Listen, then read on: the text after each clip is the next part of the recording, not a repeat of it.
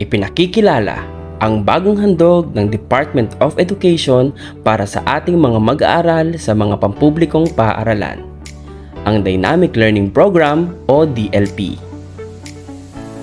Ano nga ba ang DLP? Ang Dynamic Learning Program ay isang makabagong paraan ng pag-aaral na ginagamit ngayon ng Department of Education. Ginawa ito upang tugunan ang mga karaniwang suliranin sa mga pampublikong paaralan tulad ng siksikang silid-aralan, shifting ng klase, o mga araw na nasususpende ang klase dahil sa mga bagyo o iba pang emergencies.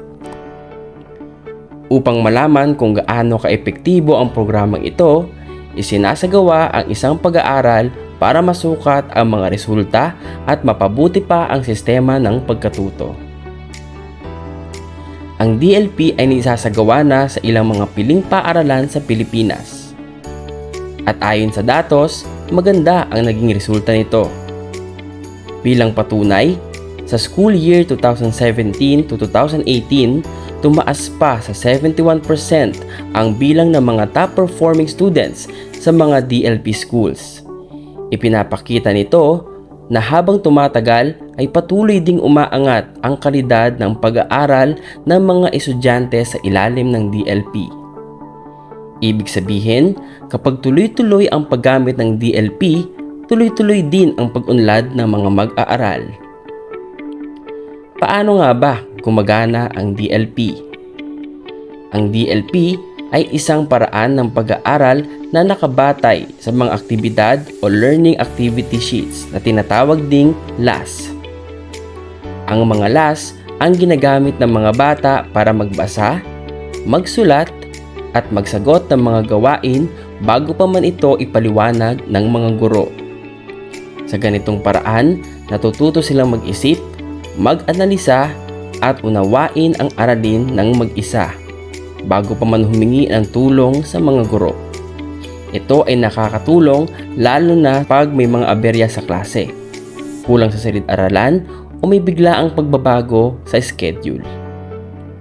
Sa ilalim ng DLP, ipinapatupad ang shifting model.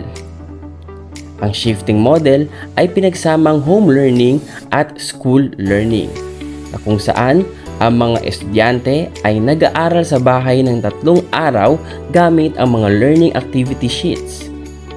Pumapasok sila sa paaralan ng 2 araw para sa talakayan, feedback at pagsumite ng mga output.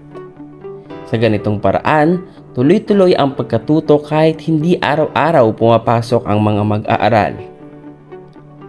Ano ang mga benepisyo sa pagpapatupad ng DLP? Marami nang napatunayang benepisyo ang DLP ayon sa mga paaralang gumawa na nito. Ilan sa mga positibong resulta nito ay ang mas kaunting siksikan sa silid-aralan kaya't mas nagiging komportable ang mga mag-aaral at mga guro. Natututong mag-manage ng oras ang mga bata. At mas nagiging independent ang mga mag-aaral na nakadepende sa sarili nilang bilis at natututong magtiwala sa sarili. Sa ilalim ng DLP, mas nababalanse din ang kanya-kanyang mga buhay ng mga mag-aaral dahil mas may panahon sila sa pahinga at iba pang aktibidad sa labas ng silid-aralan. Kaakibat ng pagpapatupad nito ay isasagawa ang paunang assessment test sa mga klaseng magpapatupad ng DLP. Ito ay para mas makita pa ang dapat pang tugunan sa programang ito na nakabatay sa datos. Kung may karagdagang mga katanungan, ay mangyari lamang na idulog ito sa mga guro ng inyong mga anak. Maraming salamat po sa pakikinig.